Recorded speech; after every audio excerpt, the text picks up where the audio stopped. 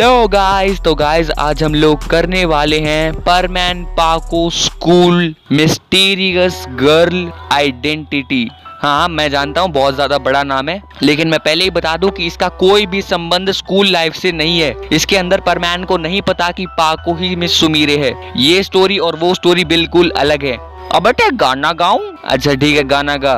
तेरी टाइम मुझे व्हाट्सएप ये करती है, लोकेशन चेक करती है, बूढ़े तू यहाँ पे न जाना, तू वहाँ पे न जाना, तेरी टाई रोज मुझ पे शक करती है, मेरा गुटका बम बम बम बम बम बम बम बम बम बम करता है, ये मेरे वाला गुटका बम बम बम बम बम बम बम बम बम बम करता है। आओ मतलब कुछ भी है, कुछ भी तेरे को कुछ ना कुछ करके गुटके को गाने के अंदर घुसाना जरूरी है क्या? हाँ बेटे, गुटका इज माई झंडा। मेरे को लगा बिजनेस बोलेगा, इसे क्या ही उम्मीद कर सकता हूँ मैं। चलो इसे मारो गोली, हम लोग अपनी स्टोरी शुरू करते हैं। गाइस हम लोग देखते हैं कि एक दिन मिक्सू अपने स्कूल के लिए लेट हो जाता है। वो फुल स्पीड से अपने स्कूल के लिए भाग रहा होता है। उसे लगता है कि आज उसे पक्का डांट पड़ेगी सर से, क्योंकि आज वो पूरे 20 मिनट लेट था। उसके बाद हम लोग देखते हैं कि जैसे ही मिक्सू स्कूल पहुंचता है, उसके बाद वो क्लास के अंदर जाता है। तो जैसे ही मिक्सू क्लास के अंदर पहुंचता है, वहां पर टीचर आए हुए होते हैं और वो मिक्सू को देखकर थोड़ा गुस्सा होते हैं, लेकिन वो मिक्सू को कुछ भी नहीं बोलते हैं। लेकिन उनके चेहरे पे गुस्सा साफ साफ देखा जा सकता था, जिसे देखने के बाद मिक्सू थोड़ा डर जाता है।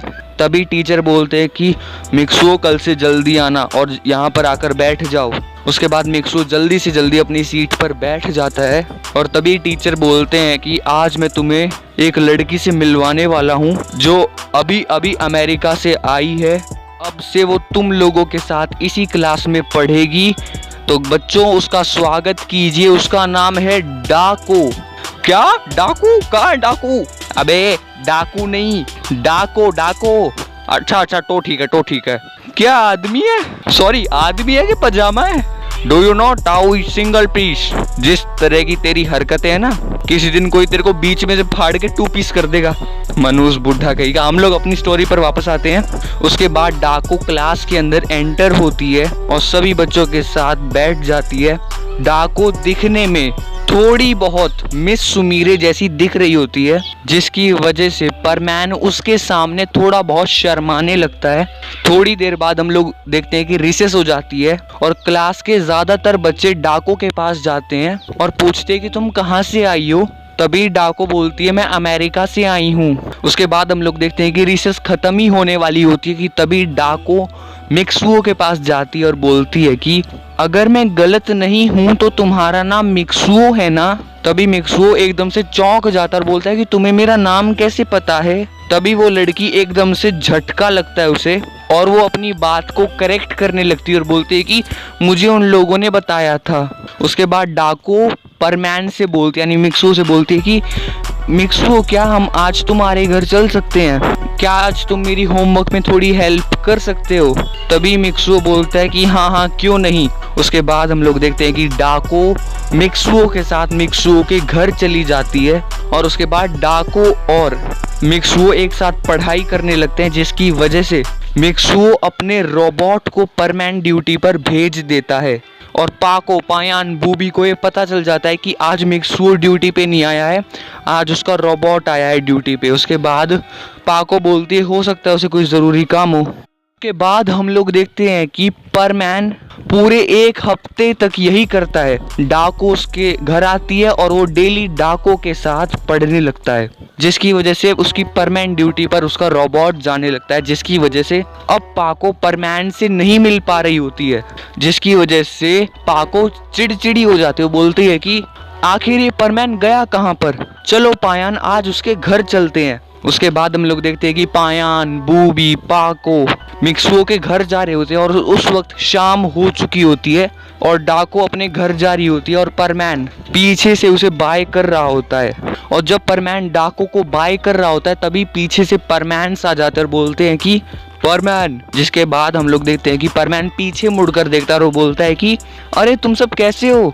उसके बाद पाको बोलती है कि परमैन आजकल तुम परमैन ड्यूटी पर क्यों नहीं आ रहे हो। उसके बाद हम लोग देखते हैं कि परमैन बोलता है कि मेरे एग्जाम्स आने वाले हैं जिसकी वजह से मैं पढ़ाई करता रहता हूँ। उसके बाद पाको उसके चेहरे पर एक दो फोटो फेंक के मारते बोलती है कि ये फोटोज तो कुछ और ही बता रही हैं। उन फोटोज में हम लोग देखते हैं कि डाको और परमैन एक साथ घर जा रहे होते हैं। परमैन डाको को पीछे से बाय कर रहा होता है। उसके बाद पाको बोलती है कि अगर तुम्हें परमैन ड्यूटी पर नहीं आना तो मत आओ, लेकिन कम से कम झूठ तो मत बोलो कि मैं पढ़ रहा था। मुझे पता है कि तुम उस लड़की के साथ घूम रहे थे। तभी परमैन बोलता है कि पाको तुम मुझे गलत समझ रही हो। उसके बाद पाको बोलती है कि क्या तुम्हें उसकी रियल आइडेंटिटी पता है, वो कौन है, कहाँ रहती है। उसके बाद मिक्सुओ बोलता है कि मुझे तो तुम्हारी भी रियल आइडेंटिटी नहीं पता, तो मैं क्या करूं फिर। जिसके बाद पाको को मतलब कि थोड़ा सा सहन करना पड़ता है परमैन की बातें। उसके बाद पाको ये बोलते हुए चली जाती है कि इसे जो करना है करने दो, मुझे कोई फर्क नहीं पड़ता। और पाको अपने घर चली जाती है। घर जाने के बाद पाको अपना कॉपी रोबोट ऑन कर देती है और टेंशन में घूम रही होती है। तभी पाको की कॉपी रोबोट बोलती है कि क्या हुआ पाको, तुम काफ़ी ज़्यादा उदास लग रही हो मुझे, और काफ़ी ज़्यादा टेंशन में भी। उसके बाद हम लोग देखते हैं कि पाको बताती है कि आजकल परमैन ड्यूटी पर ही नहीं आता है, वो अपने रोबोट को भेजता है। तभी उसकी रोबोट बोलती है कि हो सकता है उसे कोई ज़रूरी काम आ गया हो। उसके बाद पाको की रोबोट बोलते है कि उसे कोई ज़रूरी काम नहीं आया है, वो एक लड़की के साथ घूमता रहता है, एक साथ घर जाता है। उसके बाद पाको की रोबोट पाको को एक आइडिया देती है कि क्यों ना तुम परमैन के स्कूल के अंदर ही एडमिशन ले लो। इसकी वजह से परमैन तुम्हें ज़्यादा भाव देगा और परमैन तुम्हारे साथ ज़्यादा से ज़्यादा टाइम भी स्पेंड करेगा, जिसकी वजह से तुम्हारा चिड़चिड़ापन जो पिछले एक हफ्ते में बहुत ही ज़्यादा बढ़ गया है वो नॉर्मल हो जाएगा। जिसके बाद पाको बोलती है क्या तुम्हें लगता है कि मैं चिड़चिड़ी हूँ। उसके बाद पाको की रोबोट बोलती है कि हाँ, इससे अच्छा गुटखा आपको कहीं नहीं मिलेगा, सड़क छाप गुटके वाली दुकान का गुटखा वर्ल्ड फेमस है।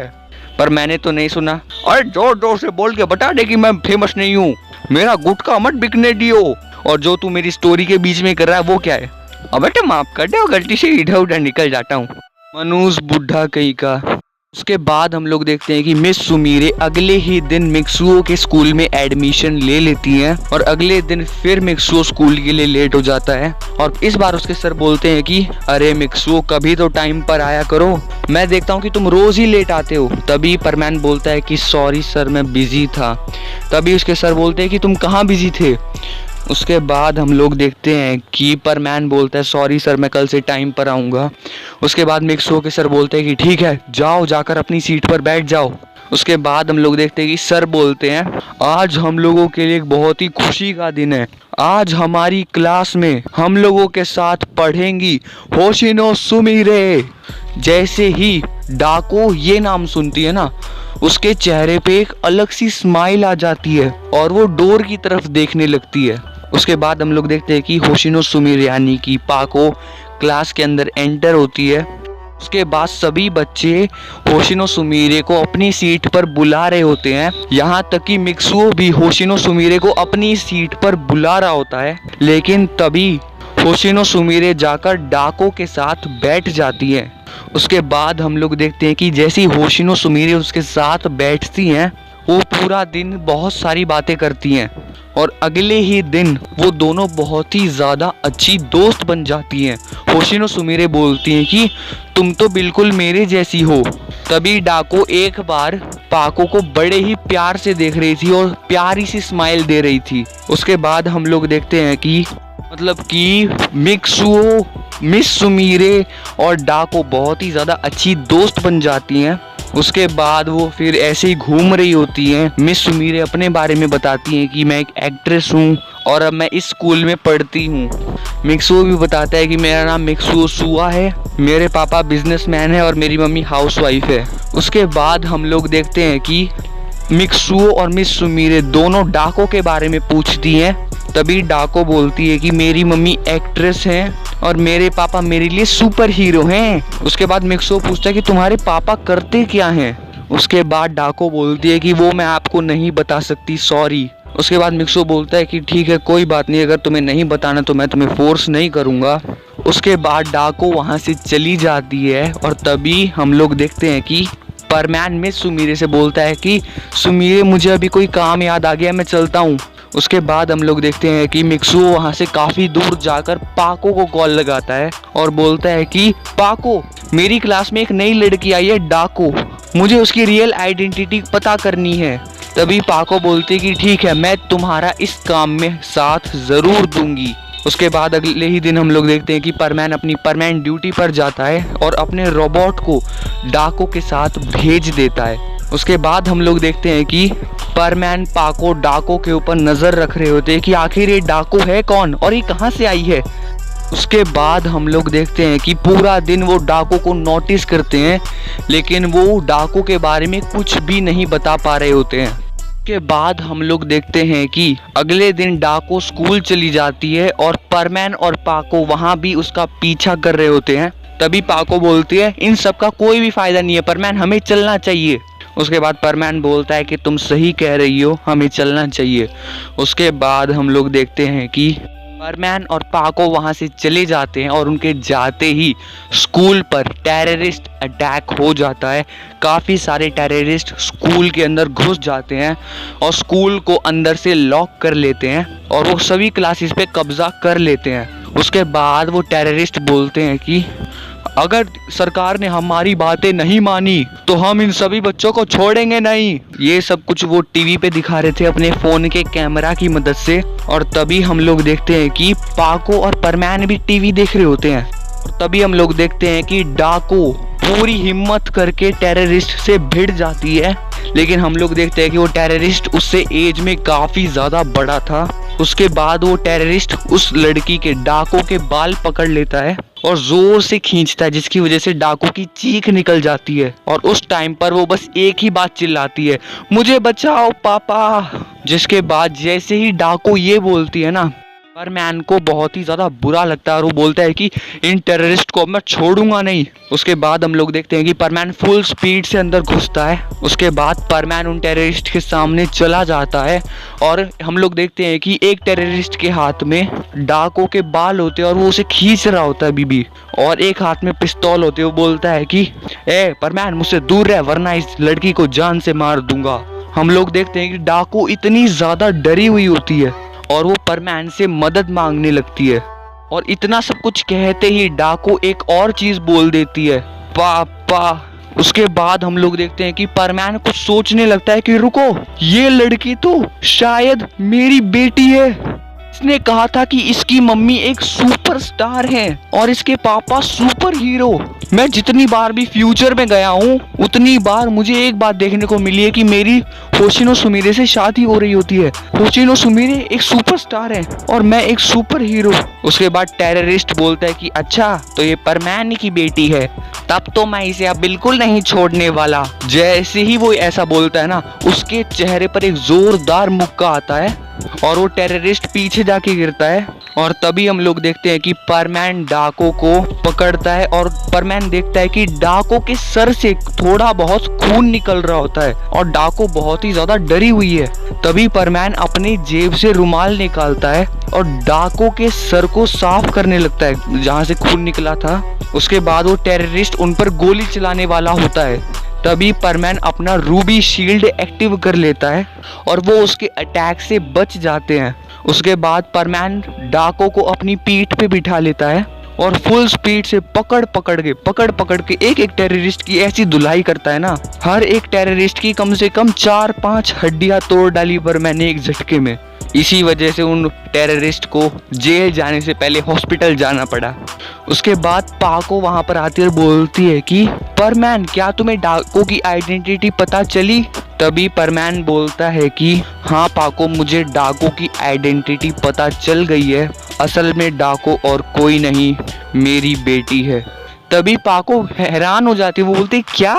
तभी डाको बोलती है कि मैं फ्यूचर से यहाँ पर आई थी क्योंकि मेरे जो बड़े वाले मम्मी पापा हैं ना, वो मुझे प्यार नहीं करते, वो मुझे बात बात पे डांटते हैं। उसके बाद हम लोग देखते हैं कि परमैन डाको और पाको दोनों को एक माउंटेन पर लेकर जाता है और बोलता है कि अब मुझे प्यार से बताओ कि क्या हुआ है। उसके बाद डाको बताती है कि मैं अपने घर पर अपने रूम में एक गेम खेल रही थी जो कि अभी अभी लॉन्च हुआ था और मैंने अपना होमवर्क नहीं किया था, जिसकी वजह से मेरी मम्मी ने मुझे बहुत डांटा और उस टाइम पर मेरे पापा भी घर पर नहीं थे और अभी तक तो वो मुझे ढूंढने भी नहीं आए, उन्हें शायद मेरी कोई परवाह ही नहीं। उसके बाद हम लोग देखते हैं कि पाको डाको से एक बात पूछती है कि तुम्हारी मम्मी का नाम क्या है। उसके बाद हम लोग देखते हैं कि डाको बताती है होशिनो सुमिरे और पापा का नाम मिक्सुओ सुआ। इसीलिए मैंने जब मेरे हाथ टाइम मशीन लगी जो कि मेरे पापा के पास थी तो मैंने सोचा कि मैं अपने मम्मी पापा के पास आ जाती हूँ और उनकी स्कूल लाइफ देखती हूँ। तभी मतलब कि पाको और परमैन डाको को समझाने लगते हैं कि डाको तुम्हें ऐसे घर से बिना बताए जाना नहीं चाहिए था, तुम्हारे मम्मी पापा कितने टेंशन में होंगे पता है। तभी डाको बोलती है कि अगर ऐसा है तो वो मुझे ढूंढने क्यों नहीं आए अभी तक। और उसके बाद हम लोग देखते हैं कि डाको पाको की तरफ देख के बोलती है कि मुझे पता है पाको की रियल आइडेंटिटी। जिसके बाद परमैन बोलता है क्या है पाको की रियल आइडेंटिटी। इससे पहले डाको कुछ बोल पाती एक टाइम होल वहां पर खुलता है जिसके अंदर से बड़ा वाला परमैन और बड़े वाली मिस सुमिरे काफी डरे हुए निकलते हैं और बोलते हैं कि डाको बेटा क्या तुम यहाँ पर हो। और उन दोनों के चेहरे देखकर साफ साफ बताया जा सकता था कि वो काफी ज्यादा डरे हुए हैं, जिन्हें देखकर डाको को काफी ज्यादा बुरा लगता है।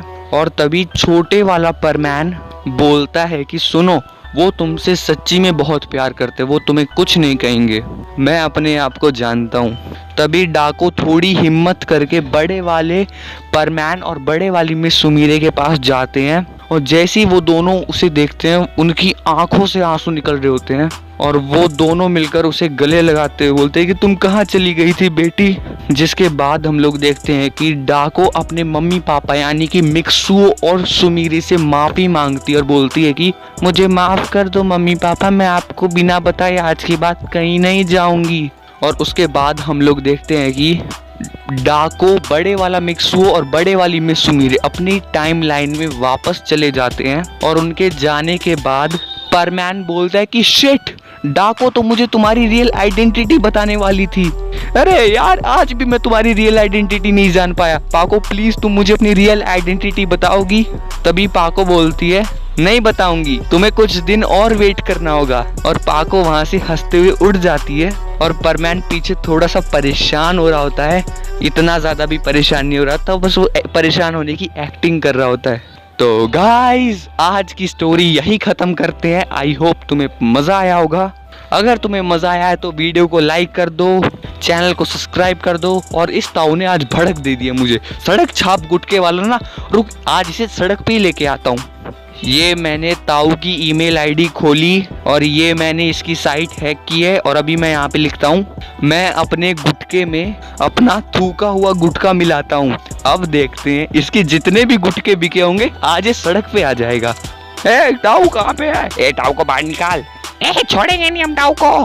बेटे बाहर इतना ज्यादा शोर क्यों हो रहा है? लगता है मेरे गुटके बिकने शुरू हो गए हैं। चलो मैं बाहर जाकर और गुटके बेचता हूँ। बेटे हेलो, कैसे हो तुम लोग? और गुटके बनाऊं? अबे तेरा गुटका गया तेल लेने, तू यहाँ पे आ। अरे